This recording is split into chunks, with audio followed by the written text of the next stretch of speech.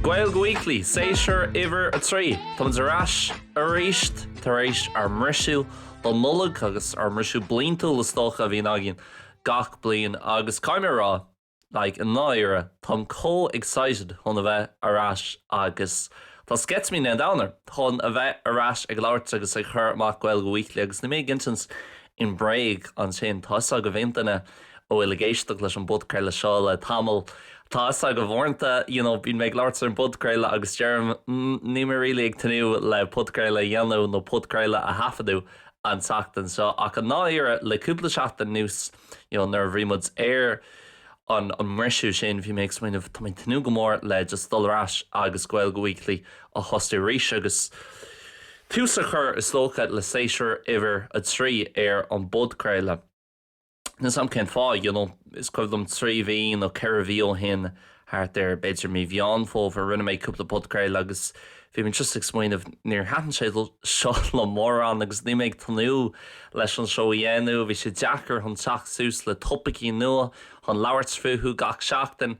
ach Tá fuinneamh nua agam mar dearann Simon Harris i gcónaí faoin fuinneamh. Tá fuinneamh nua arás agam maidir leis an budcréile agus tá lista mór mílte tá de nó beidir gáród déag scrífa síos agam an seo maidir le topicí agus téimí tifriúla le ha episódaí le ha agránní tifriúla i 2025. So alán rudaí cool le teacht i 2025 an seo learn ar an lein generalta go háirithe Gaeilge Weekly. So lánsásta bheith arás ábhlíonn faoi bhaise tíobh go léir tásúlam ghfuil 2025 ag dul go maith le gachtainine go dtí seo. Tá sé dul go maith domsa gan deas fíor nóthach tá méid gobar chóirsa nua a bheith tatamach learn ar an lein ag ceann míon ó bhfuil tá dáta agam i mintíach ní féidir le an dáta a rá nó dáta a chur machchan sin fósa pa méid labhairt níos mó Instagram agus áitina difriúla learn Irish online faoin gcomharsa nua a bhaid teachtamach ach tá lán ibre gceist leis tá sé bhhad níos mó agus bhhad níos mó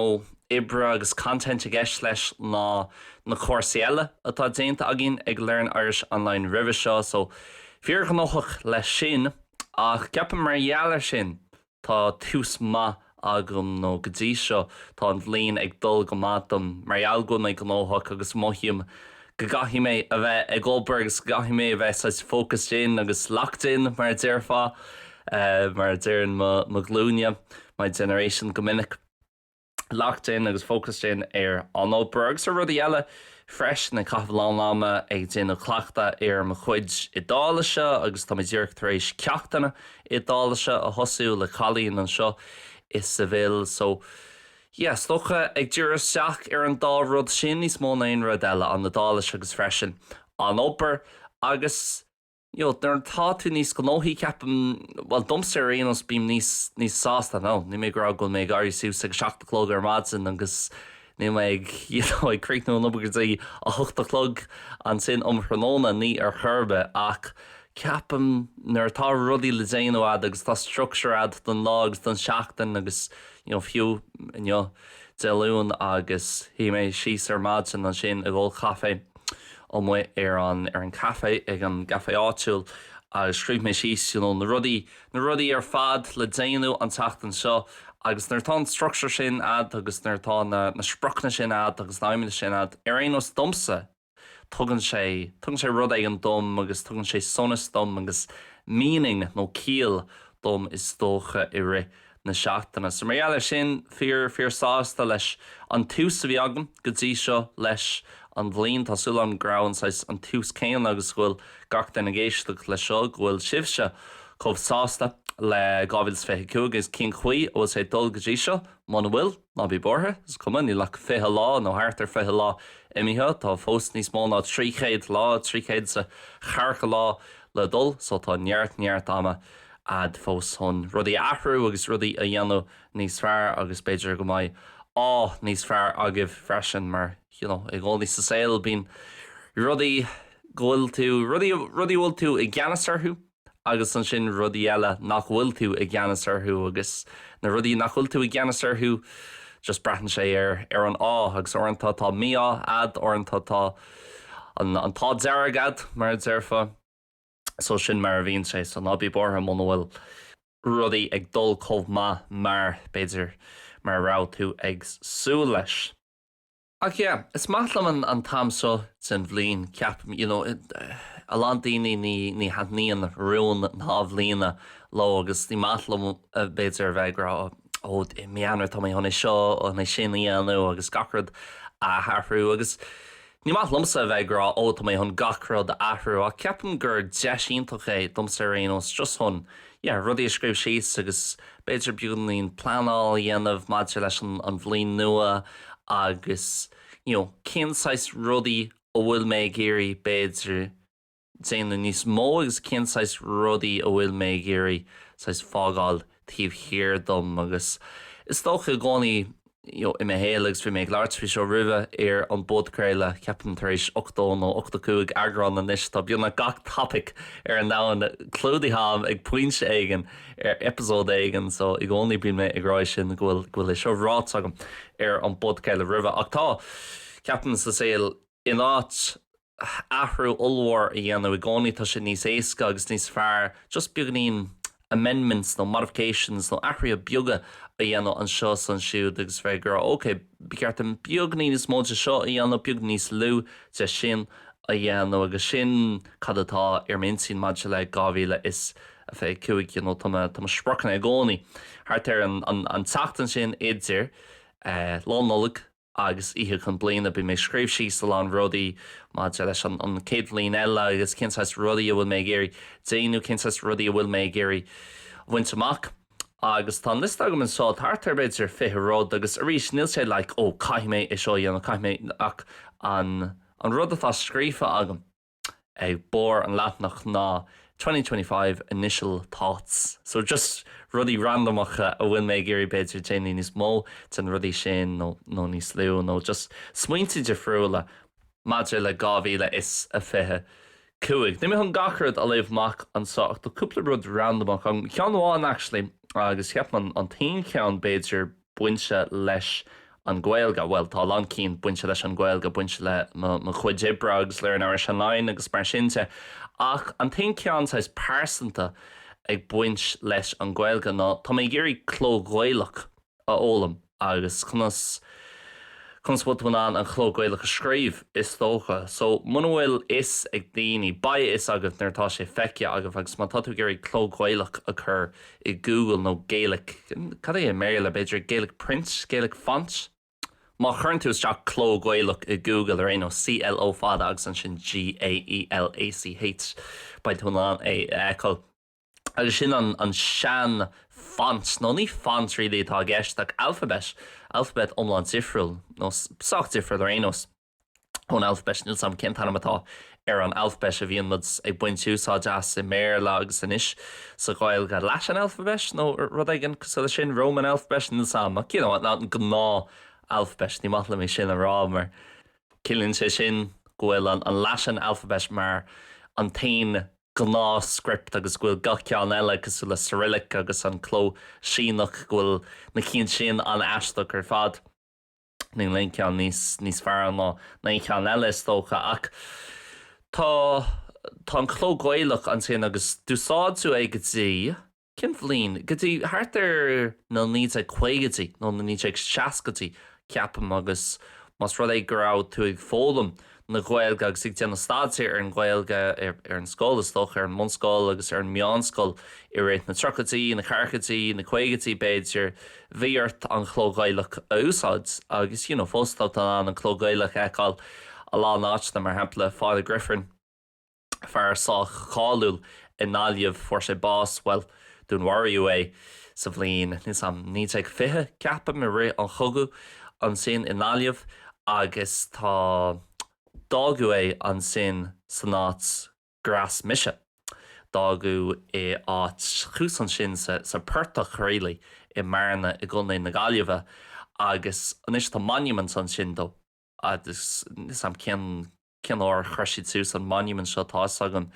i 2025 bhí stig déanúil an rudaí ag an monument sin mar go rá an 100th year anniversary ann ach tá gachar scríofa sa chló Gaeilge an sin, in memory nó I gcuibh nó an tathair Michael O'Churfáns cuiile mar sin. Agus bhí mé thuús an sin ag an nollag ag fécinn ar an monument agus tá sé wow, tá sé do chreidsa an tá I bhhaing smó cíal leis an Gaeilge ceapan. Agus tuigim céad fan géad cían fá a rinne an níl saman ra sé an réaltas is dócha grá sé an réaltas nó. Tuigim céad fan géad cían fá mar society mar sochi go rinnemuid san cinenne caithimid athrú go dtí an Latin script an Latin alphabet an so. Ach fósta lá an Johan agus níl litir amháin scríomh agam sa cló Gaeilge a héal ach I gcódaí moithim beag in éisteacht nuair tá ag scríomh le peann agus pápar nó fiú ag clóscríomh ar an riomhan nó ar an fón sa Gaeilge. Moithíonn sé beag in éisteacht ceapam leis an arís an Latin script bron an fósta na clóm gan mé Google dhéanamh seo cintanam ar an script a bhíon mud ag úsáid I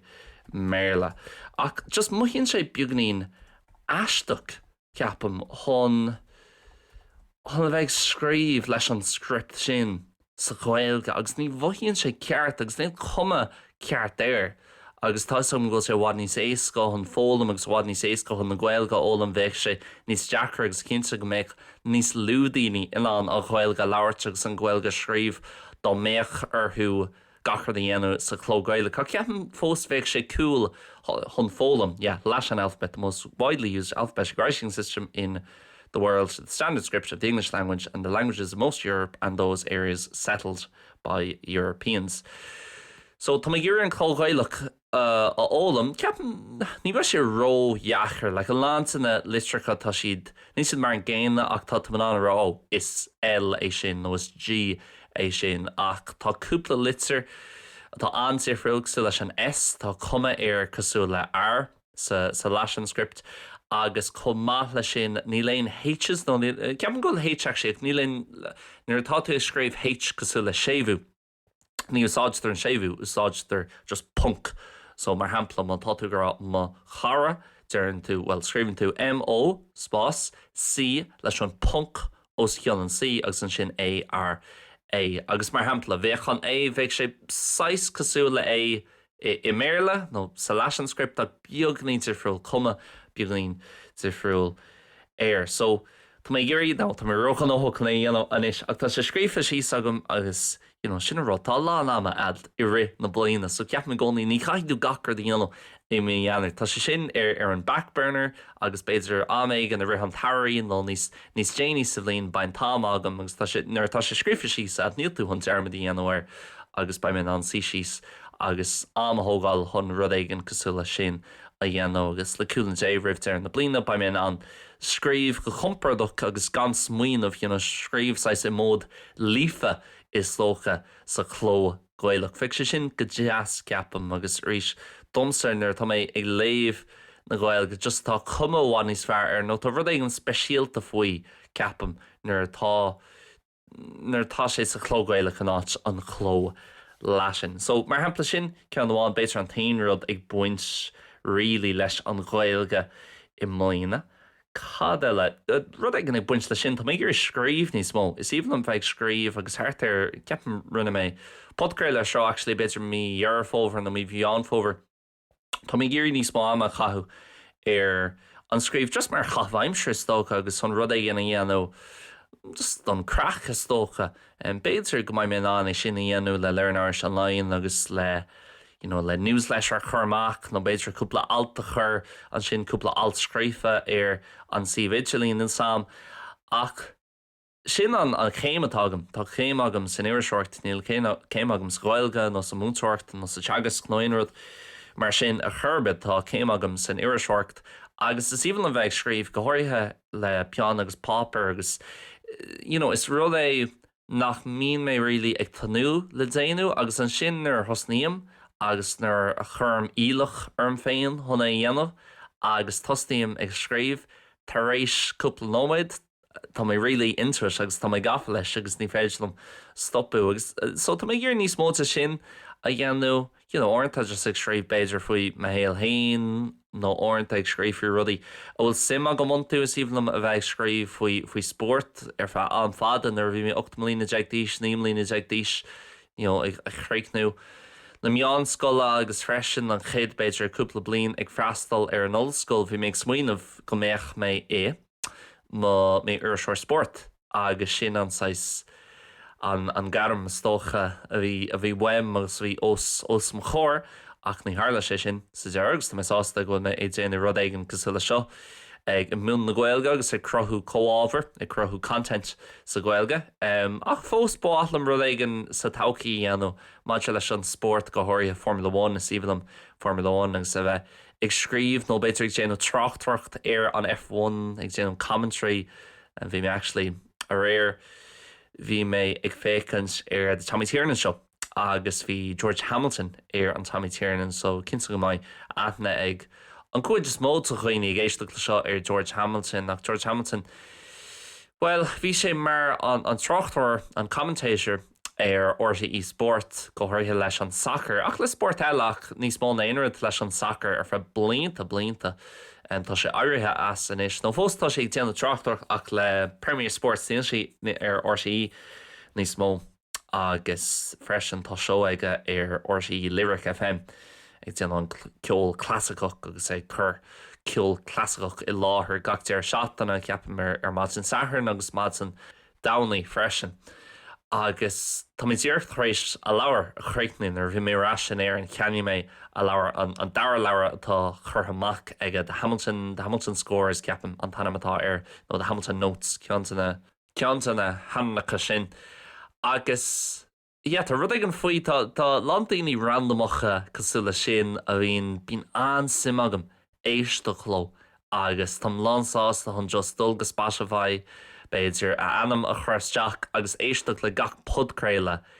ar a ráisiad ribhe seo. So beidir go George Hamilton ar fudcréile omláin randomach gábhlíon ó hin sa rach mé arás agus éistí mé leis an chórá sin just óna scúil mé an éisteacht le duine éigen cosúil le George Hamilton. Ok, fógra beag rih aon rud eile tá an gohfuil a lán éisteirí nua a gin an seo Marial Gwilman is I 2025 agus daoine ag géirí feabhas a chur ar a gcuid Gaeilge I 2025. So gus tagan an podcréile seo amach I gcomhpháirtíocht in co-partnership le Learn Irish Online. Agus genmud a lán rudí difriúla ag Learn Irish Online. Is féidir le dul go Instagram agus YouTube agus bíon mid a churmach go lán físeánaí agus postanna difriúla ar na áitina agus ar na síomhanna sin. Chomh sin te go learnirishonline.com agus tá cúpla córsa le fáil an sin agus ba córsa nua ag teachtamach I mí fiara má tá simad I gcórsa a thosaú linn.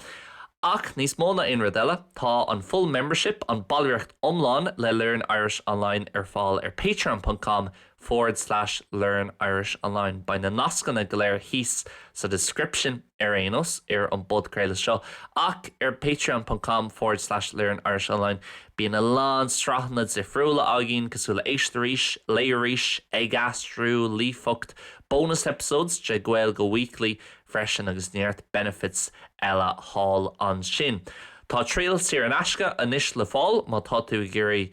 gachrad a eáil agus úsáid a bhaint as gachrad ar feadh seachtainna amháin agus I níos sin ní chosnaíonn sé ach €7 in na mísa sin patreon.com/Learn Irish Online le haid an bailreacht domláin agus má tá tú I géirí a bheith deagháil linn má tá tú I géirí rifost a cheolú chuigim liam.learnirishonline@gmail.com. Míle buchas arás chuig an bodcréile. So bhí sesin ar an show le Tommy Tiernan síbhlam an show Tommy Tiernan actually teach mé ar tar réí bhí mé just doscail mé sús an RTE player Marial gur thuúil mé gur George Hamilton ar an show agus bhí mé géirí éisteacht leis an agalah sin ach I níos sin lean mé rá ag éisteacht leis na cín eile bhí cin tanamatá ar an lad ó na Libertines Pete Doherty. Bhí Pete Doherty ar an show freisin cúpla seachtain agus tá scéal an simulega soch tregóideach freisin agus tócha tá sé náit níos fearr inis so níos sé có tregóideach ach scéal Aige tá cosú le Shane McGowan agus Lantíine eile. Is saoil an cheol agus a Lantíine eile, is saoil an rock agus rock and roll agus tá sé línta acu ar chlíoch a Lantíine hui siad roáda le lán rudaí agus go háirithe le drogaíd ar friúil agus le addiction agus andúil agus mar sinse agus bhulhann go mór féchans ar an aglah sin a rinne Tommy Tiernan an bhí sé ar an séisir seo ceapan beidir chlór ibre hain nó chlór ibre dó ní rá sé ar an glór chéine mar George Hamilton ach yes, even am an Tommy Tiernan seo tá sé híntaach agus tá sé ionta chuil na íonad sa friúla a bhíon aige mar orintanta bíon duine an chaú cosúla Pete Doherty nó George Hamilton agus tá aithne aige ar an íach an sin orintanta eile bhí ceann iontaach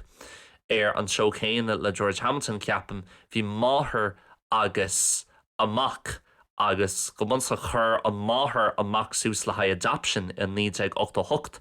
nóir a rugú é agus an sin ní rá sé gotí an nuirí 2024 nó beidir 2023 bhúil siad le chéile don céad ó agus bhí siad san an bhirrtaú ar an só le Tommy ag leabhart faoin ar nó níl siad cáú le churbé ní rá clú ag Tommy cé bhí an só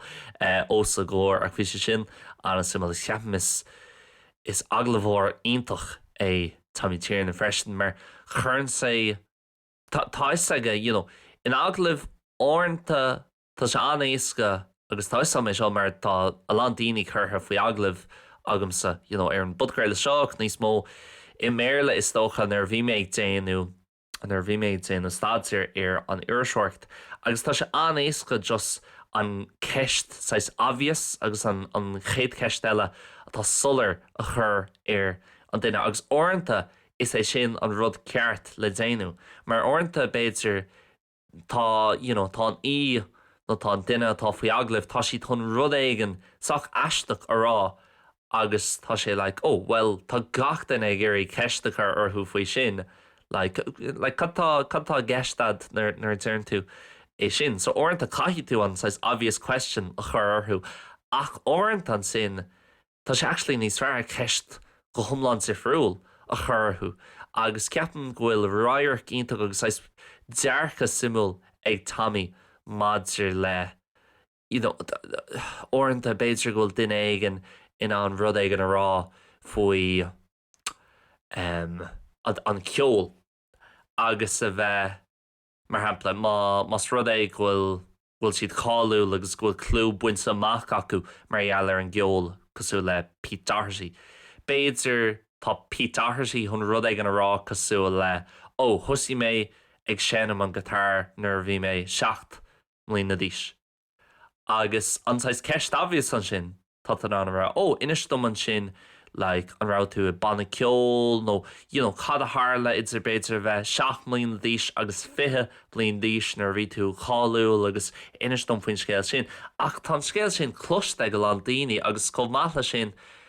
tá tú an dulga tá neart aglah déanta ag Pete Doherty nó aon cheoltar cosúla sin tríd na blianta agus cinsa ghfuil an ceist sin churtha orthú na mílta óir so nach chuil tú níos fearr chun ceist níos samúla a churthú agus tá Tommy Tiernan hínta ag an am sin chun rárad éigen cosúla inistem nuair thosaí tú ag séanam an gitar nar bhí tú 7 mbliana d'aois an éalú a bhí a gceist is release nó an escape ó rud éigen eile i le héal nó cén fá a thosaí tú cén fá ar an grá sin ad don gitar agus don cheol agus tá sin deachar nuair tá tú chur duine éigen faoi aglah orintanta mar dúirt mé an ceist sais obvious agus an ceist sulir is í sin an cheist is fearr chun chur ar duine éigen ach orintanta an cheist is fearr ná ceist omláin sé friúlagus orintanta an rud is fearr ná tada le ragus tá Tommy híntaach mar ní bhíonn sé really interrupting nó a chuirteach ar an aon ar bhíonn siad ag leabhart so tá níon an seo sin go mór le mus ceapan actually tá neart seo na neart chlóranna an Tommy Tiernan seo nachhfuil feice agam so beidir go raach mé ras agus éistí mé le níos mó cín a tháinig amach ribh seo so freisin bhí mé ag actually fécans ar se le dahí so siad an TG Carter equivalent réir ní ramin an chola mar bhí nap óhar agam ar an tróna in é ó le carclog dí sélog tá mé an Spáine chun is leis an siesta agus tá sin go chiach ag an am is íhanam nap óháil i réhan le i gcónaí sin rud a hatan go mórlam nar bhí mí sógi a fiú scoibhanlam agus má tá bháthair géisteach lei seo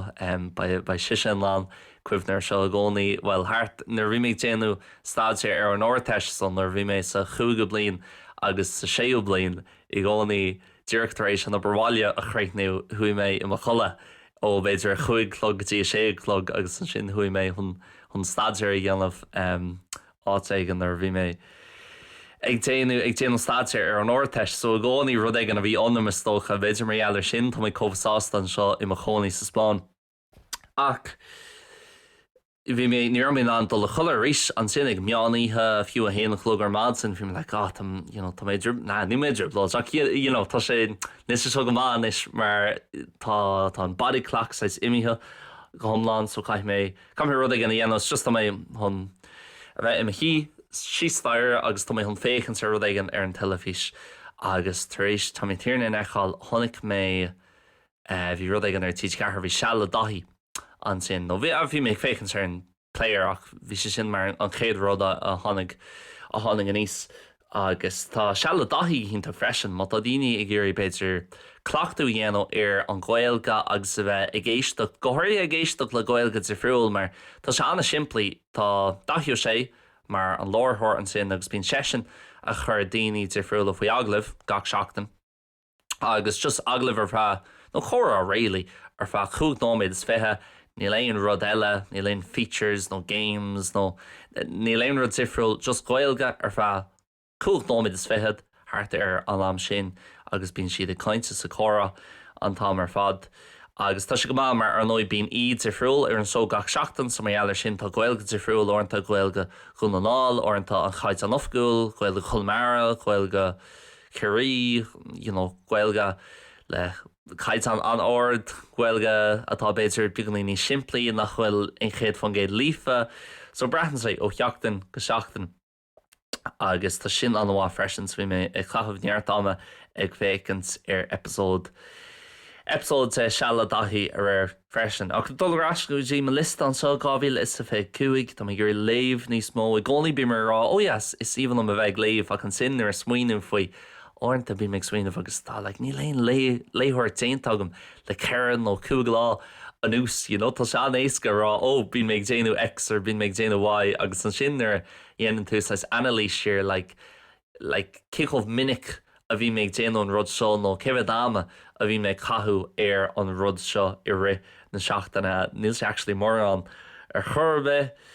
Tá mé gurí beidir stint níos fuidse a chathmh in éireann a méid an rithna bliana beidir mí omláin nó trí seachtain a chathmh arás in éireann ag méid an rithna bliana mar níl mór an am a rilí catta agam arás óháile le cúpla blian nús tá bhaid níos mó am catta agam an seo sa Spáin agus freisin am a chathmh san Idal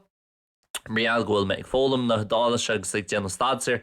ar an teanga agus freisin tá sé congrach don Spáin ach ní léon am a catsagam an sin ní ra mé nidal ach orháin nar bhí mé sé bliana ag díos ceapan ó thart ar níos sin bhí mé saróver fe cúpla lá so tá mé géirí beganíon exploring agus eistir nó ghó nó thurs nó ghó bheith agam go dtí an nidal im líana agus má chuid ibre a dhéanamh an sin ar fre seachtainna nó gá seachtain agus ar nóid fiabhas a chur ar an teanga sin an fág bhfuil mé géirí ceachtainna a dhéanamh is agus lán ama chuirteachchan is ionas go mbeidh me level soch ma chun chóra le daoine nar táid sin mar nar haon tú go tíir éigen go háirithe má haon tú áit éigen natá beidir lán tuairí acu cosú le a lá náitne san Idal. Má tá beagnaí na dála sead tá sé deachar an chclachtú dhéanamh mar muna bhfuil an méid sin na dála seagat mar tá tastal chun chóra a chuineáil agus chun a bheith ag chóráil le daoine eile cén chuí bhfuil tú chun an chclachtú bháil so tá mé géirí level up a dhéanú agus an sin ba mé an dólagus bheith an chóra le gachtain an sin agus béidir ba mé ag déanú an botúnach is cuma mar ba mé an gachar de chuineáil san dális ní bhaarm ahrúgus an Spáis nó an mBéarla agus leúna é ba mé an feabhas a chur ar mar chuid sadáilse margheall ar sin. Níos mó rásaí tá mé ag déanú an half marathon an seo is sa bhil an séasúr seo ag tnú go mór le sin. Ba se go má agus cúpla rás eile beidir gnéon mé an rása heirith freisin cathairtá soch chungurc go sa bhil tá sé idir sa bhil agus an trórán leis an Bortingale, so tá half marathon an sin an distance dom sa ceapan half marathon. Fiche céin. Níl marathon umland agam lá aigen déint mé marathon umland ach just feice lá an trein á gist is fearlam an le an half marathon ceapam. So tá mé déanú an rás sin an deir seaachna seo ag tnú go mór le sin seans má chun am agus is PB a dhéanam margheall gúil sé có-flash an seo gúil sé có-chorram agus nach bhfuil mar an altitude ní lá nach 10 méidir de athrú agus de altitude ceapam ó chús rás agus í dearan na rása sa margheall sin seansíntaach beidir an seansas fearr a bhaid agam riomh chun am má a dhéanam agus ní bhar sé roiche beidir go mai sé ceire chéimteag nó afiú níos lú mar tá sé arsúil ar maidin, so ideal situation ceapam. Manuel mé ggurtaithe tá mé in good shape agus tá mé sláánsiúil agus níléon feban agam an isis ach fós tá cúpla lá fácha rih an rás ach tnú go mór le sin ar nó inheart aimimena agus spruchanna le learnar se lein freisin rudí defriúla a bhaimn sa chumach an cuasa seo a bhaimn sa chumach mí fiabhra leúna dé fan go bhhaicint tá fós níart le déanú agam a ceapan tá muíach go maiid mé an cuasa sin a chumach I mé fiabhra rudí defriúla le Gaeilge Weekly agus rudí defriúla ar an Patreon agus seóna nua agus sprachna nua ar an mion thosaíalta. Tá mé gurí am a chathú ag am éigen I rint na bliana in sam caitheann ach ag am éigen dúsceart na hÉireann. Mar honestly mochiam a lán nóire ar beganí nóire ar éonos nach chfuil mór an den Ián feici agam. Sa phoblacht fiú freisin, like ní ra mé riomh Lachgorman, ní ra mé riomh Kilkennig, ní ra mé riomh cinná teile, ní ra mé riomh. Bhí mé I ggurcé gach ní ar feadh tróna amháin, so caiith mé níos máma caihann sin agus ní ra mé ach I gcathair churcéig, so tá mé géirí níos máma a chathú in éireann. Bhí mé actually chur mé post súsan sin ar an Instagram na Charracha. na átanas mó ar an Ián sa bhaitnig sa le Gaeilge Curcaig blachlíal limna chu freisnáit an sin sa túisceart béal fersta an tóir dira agus ceapam just bhí sé ar an Instagram a learnar sin lein beidir actually nartá sé bhgéiste le seo ní bhaid sé amach fós beidir go ceapan go sé chat amach an lá chéana mar an podcréile seo ar Instagram agus ar Facebook just na hastraánaí agus cin tanamatá ar gach cathair nó gach áit mhór in éireann sa Gaeilge nó as Gaeilge agus mé smaoinetá ní áit scríofa síos an seo agus níl mé ach tar éis geireann nó chuig cín a eáil go dtí seo is mór an nóire é sin domsa, so tá mé gur níos mó átalann ar friúla eáil in éarnach go háirithe sa túisceart mar níl gá lá I me héal ar fad cat agam sa túisceart gá bhfuil sa chéint agus cuimhlam thuimid ar leitheann na sira hús an sin go ina scilinn agus ó má agus cúpla áit de friúil. So mochiam nóir faoi sin ní ra mar riomh an nura ní ra mar riomh mé fersta tá mé ggéir dul an sin tá mé ggéir níos má ólam faoi ceapan star na hÉireann le tá lán rudí rólas agam faoi star na poblachta agus Devalera agus Collins agus Sean the Mass agus The Emergency agus rudí cosile le sin ach níl mór an rólas agam réí faoin na triblódí agus rudí a hála hús sa túisceart agus tá sé có recent freisin. Bhí sé sin arsúil go dtí ní nó go thucht rugú sa bhlíon 2000 mé féin. So ní sé bhádóhin a churbe agus mochiam nóire réí nach bhfuil mór an ar rólas agam faoi, so tá mé gurí cúpla leabhar léamh agus beidir dul go túisceart na hÉireann má tá seansam in líon an dul an sin go méal fersta go dtíire cúpláit ar friúil agus just is tócha aithna ceart a chur ar an áit nó aithna níos fearr a chur ar an áit ar éonos tá mé gurí an ifig atá agam an seo sa bhaile chun feabhas retrofishing beidir a dhéanamhar do bheith tar éis siacán ionintach a cheannach ar Facebook Marketplace ó bhean na Spáine chun so